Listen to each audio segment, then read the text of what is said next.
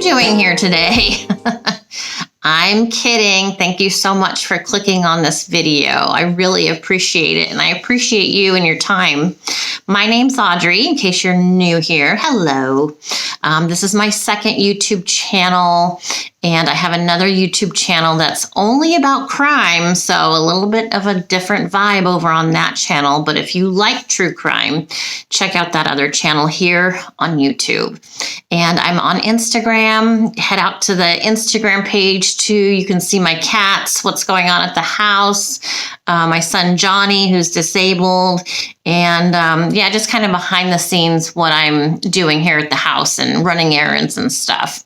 So today I have a project that I want to put out there early because I want you to be able to go shopping and find the supplies. And the main supply is a, what's it called? Cornucopia? It's the cornucopia. Is that what it's called? A horn of plenty?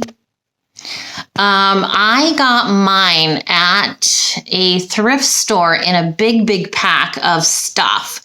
So I saw the cornucopia in this bag, and the bag was only $2.99, and it has so much stuff. I'm going to roll the video here for you so you can see some of the stuff that was in this bag. And it's like, well, I only want this one item, which even for $2.99, that's a good deal, but I got all these other supplies and stuff, so I'll definitely use everything for crafting, future craft projects. But let's upcycle. Let's turn something discarded into something beautiful and appropriate for the season. So there's not really too much to decorate your home with as far as Thanksgiving themed things, and other than pumpkins and turkeys. So we're going to just be doing some cozy, warm things around the house that I'll be sharing with you guys as we continue through the fall and into the winter time. So I hope you enjoy this video, and I'll see you back here after we're done. Okay, so let's go into voiceover for this portion of the video. I'm using this really pretty napkin I got on Amazon. I'll link it below in the description box. So go down to the box in YouTube and check out the links that I'm adding in there for this video. So what I'm doing is I decided to go ahead and put Mod Podge on first and then wrap the napkin on. So I actually end up not even using the feather napkin, but I do love it and I will use it in a future project. But let's see, I still go ahead and I apply all the napkin all the way around. And here I am first putting on that Mod Podge. I mean, there's no right or wrong way. You know, art is all about in the eye of the beholder. So after doing this, I decided I didn't like it like this. I didn't like it at all. So what I then did was I put white acrylic paint on the entire project, and I decided, okay, what I will do is go ahead and cut out the feathers one at a time and place those on top of the white paint. Well, as it ends up, I didn't like that either. So I went through the whole process and painted this thing white. And I put down a couple of feathers on the white paint, and I knew right away I didn't like it. I just didn't like it, and that's okay.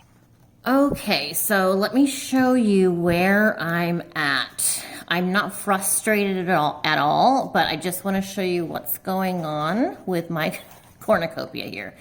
So I started out by putting down with Mod Podge these leaves, which I cut out.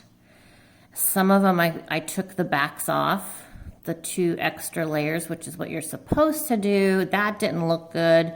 So then I cut them out again, keeping the back on. So this has the 2 layers extra of napkin on the back. I tried that as well on here.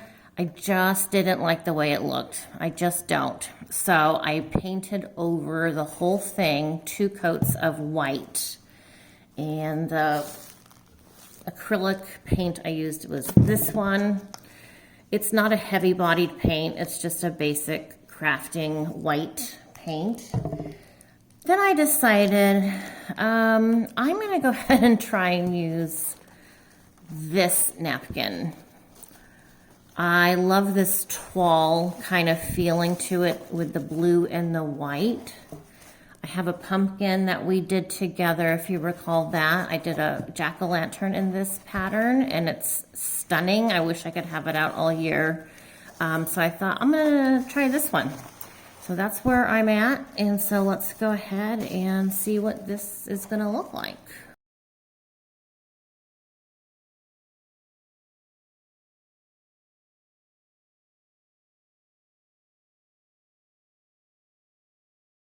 All right, so I'm not sure exactly how to do this, but I'll tell you what I am gonna do. I'm gonna start out with putting Mod Podge under this rim, around here underneath this braiding on the top. So I just have some Mod Podge on my brush here. I got this set of brushes on Amazon. I'll put it in the description box, and you can copy and paste the link into your web browser and head over to Amazon. I don't get credit or anything, but they are really nice, so I don't want you to miss out on getting some helpful tips here. All right, let's see.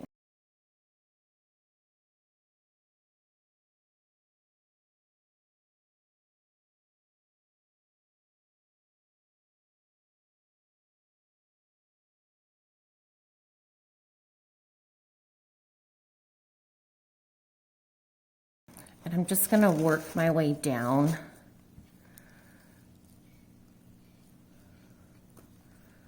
You need such a light coat of the Mod Podge. Don't overdo it because your paper will tear.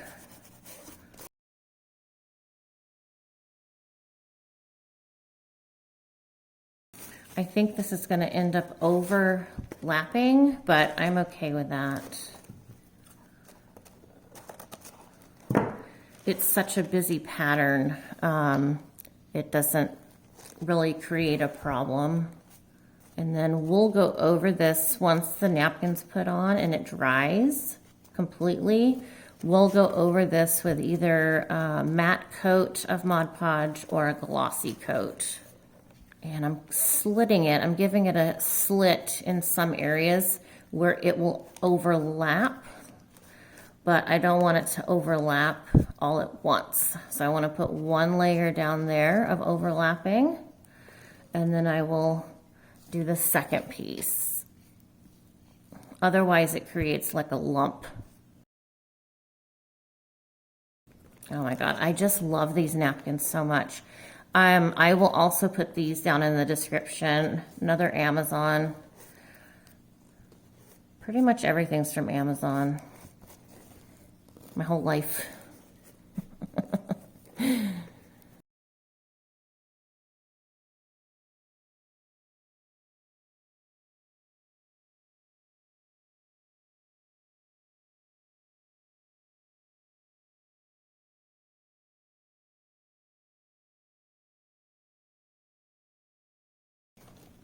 So anywhere where I see a bunch up of towel, of napkin like this, I'm just gonna cut it.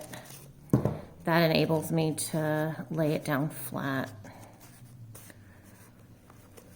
as opposed to laying it down and having like a flap. No flaps.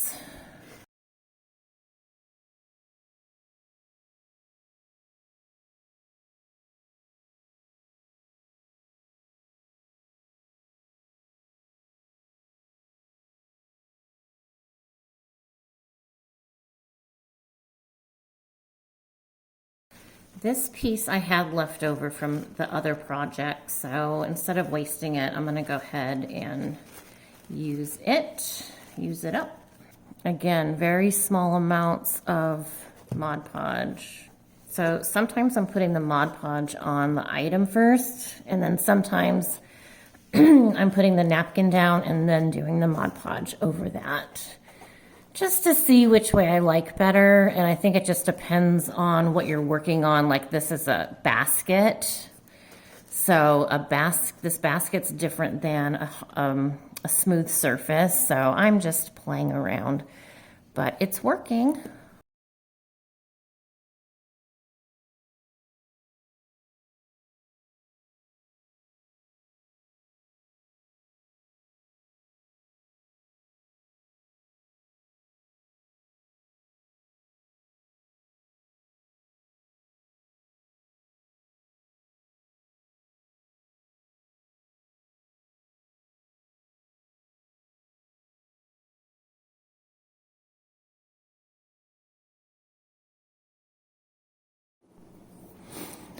Okay, so this has been drying overnight and it's totally dry. So now it's time to put a coat on the outside. So I could use the matte finish, matte Mod Podge, or the gloss. So I'm gonna do the glossy finish. I just want it to be glossy and shiny and pretty. And after I get all the Mod Podge on here, after I finish putting all the Mod Podge on now, I will let it dry overnight again. And then I'll show you how I used it to decorate in my home. So this will protect the paper, the design, the blue and the white napkin. It'll stop the fraying, any fraying from happening. Now I'm doing more of a generous amount of Mod Podge because I really want a nice layer of protection. And once this dries and you see some areas that you missed, don't panic. Just go back in and put the Mod Podge on. You can get Mod Podge at Michael's, Walmart, Joann's, Target, Amazon. I got this one from Amazon, this little jar.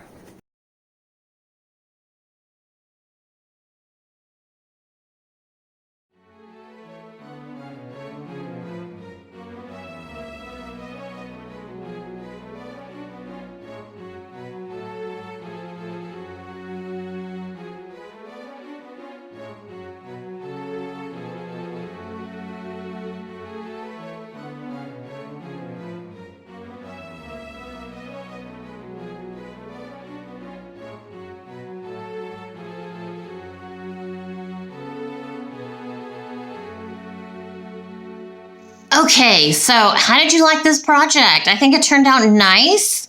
I love decoupaging, so I hope you try it. It's really simple. You know, we're doing things at home. We're not robots, so nothing has to be perfect. So you do what you can, and I know you can do it. It's not difficult, and it's you. So that's the most important part, is that it comes from you. And that's where the value is in these pieces. Okay, don't forget to head over to the crime channel, True Crime. Don't forget to head over to the Instagram. Check me out there. See what's going on with the kittens, who are all over the place. All over the place. And I'll see you guys real soon for the next video. All right, take care. See you. Ciao.